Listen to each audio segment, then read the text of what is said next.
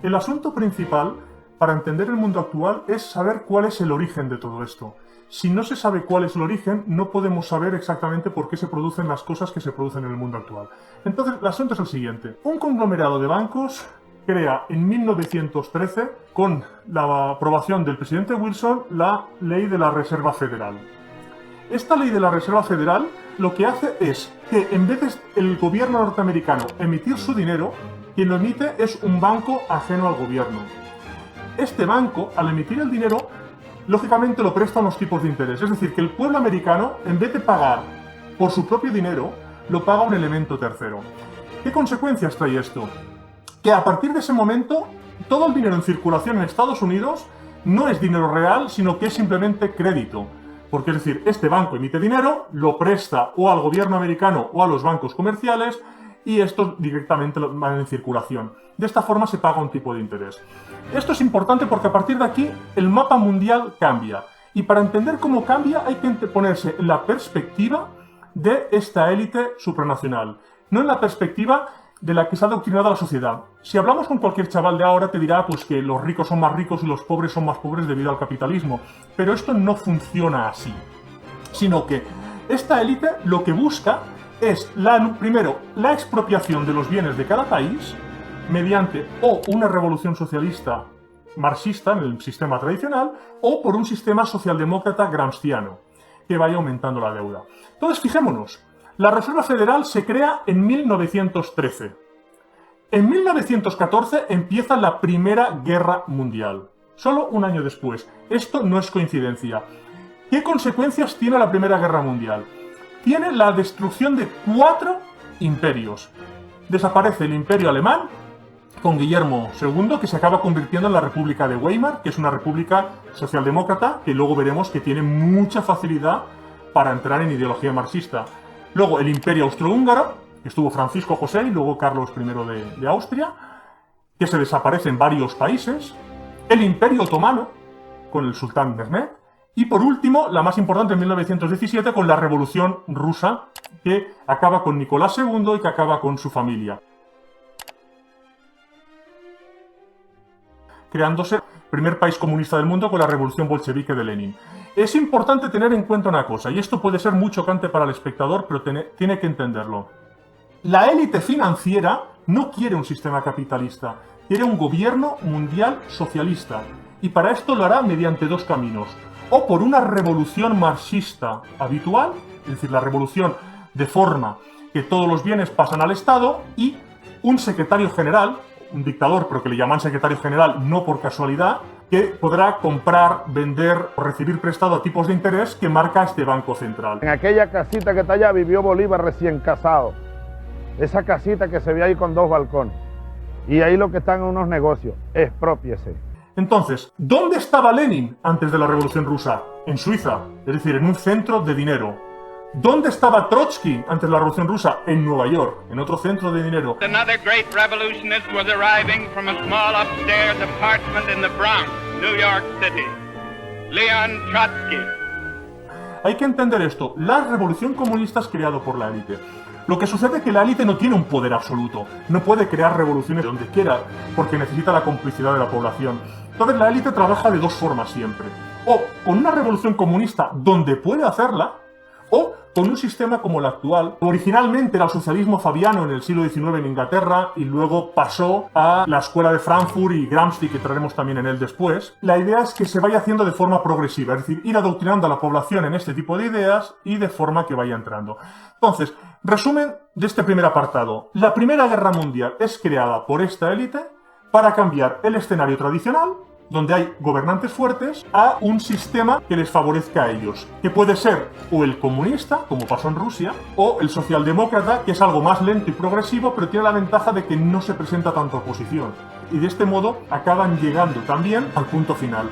Lo que detesta la élite es un gobernante fuerte ajeno. Ellos quieren siempre o una dictadura comunista donde tengan a un peón puesto por ellos, como en el caso de Lenin, un secretario general, de hecho tiene este nombre de forma irónica, o un sistema socialdemócrata donde el Estado vaya creciendo a base de demagogia cada vez más para ir pudiendo pedir más deuda pública, que es lo que le interesa a la élite, y luego este Estado va financiando las ideas progres y marxistas, que es lo que quiere el sistema, de una forma más progresiva. La élite prefiere el primero, pero no siempre puede hacerlo, porque decimos, el gobierno no es absoluto, no es que con dinero se consigue todo.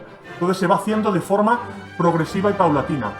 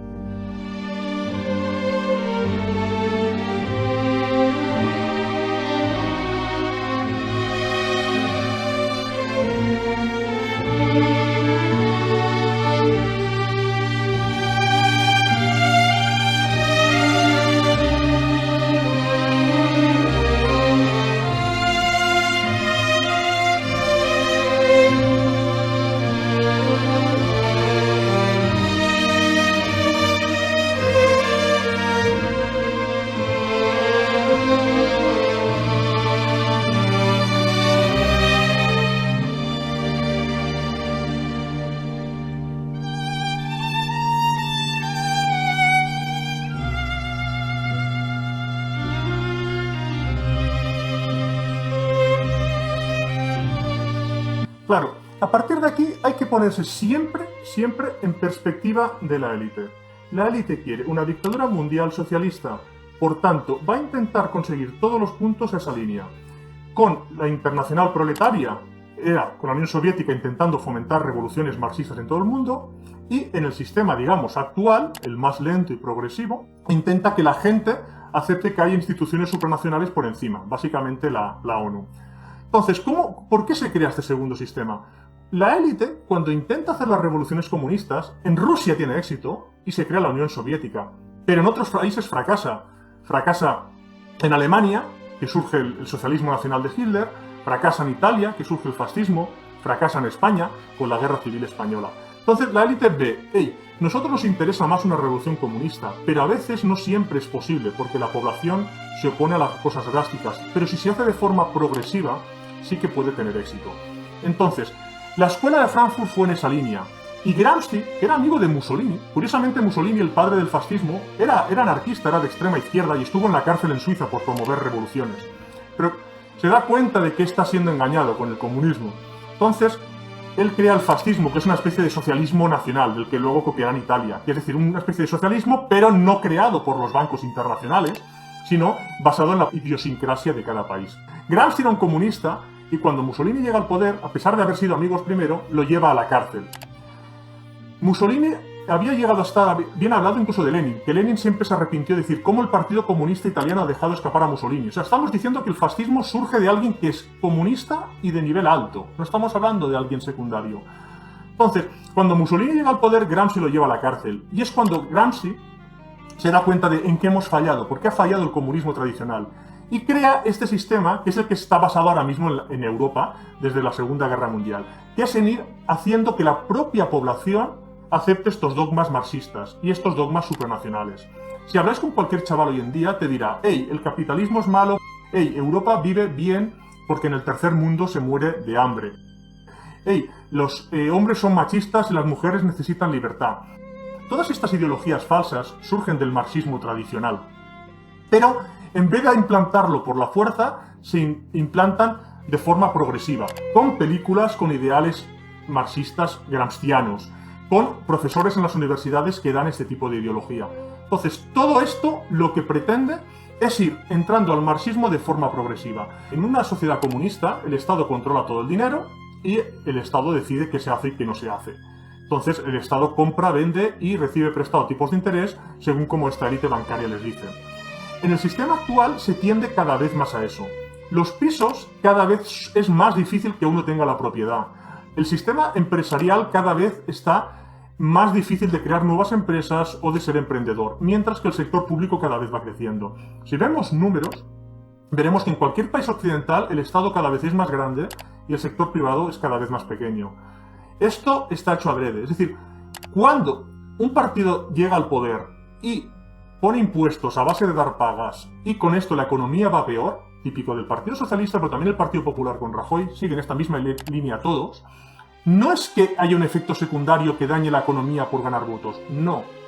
Es un sistema hecho adrede para sabotear la economía, pero hay que hacerlo de forma progresiva para que de esta forma la población no se revuelva, sino que la gente siga igual trabajando y demás. Es decir, se va subiendo cada vez en un punto de un impuesto, se sube el IRPF un poco, se sube el IVA un poco.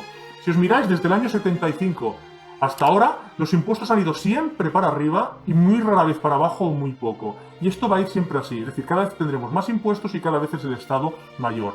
Y a la vez, cada país va perdiendo soberanía en favor de entes supranacionales, como puede ser la Unión Europea, la ONU, la OTAN, etc. Porque es el objetivo último de la creación de todos estos puntos. El ir haciendo un gobierno mundial socialista, perdiendo la soberanía y perdiendo los derechos civiles en forma de tener libertad de expresión, de mercado, de prensa y cualquier tipo de libertad.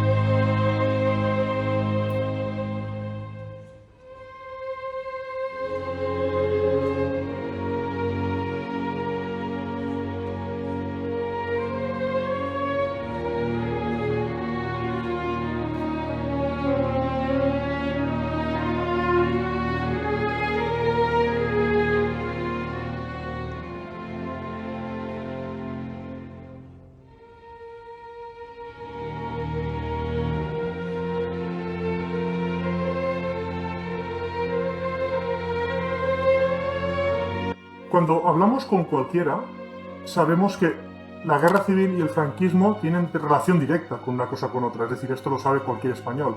Es decir, el franquismo surge de la victoria en la guerra civil española y tiene el sistema político que tiene.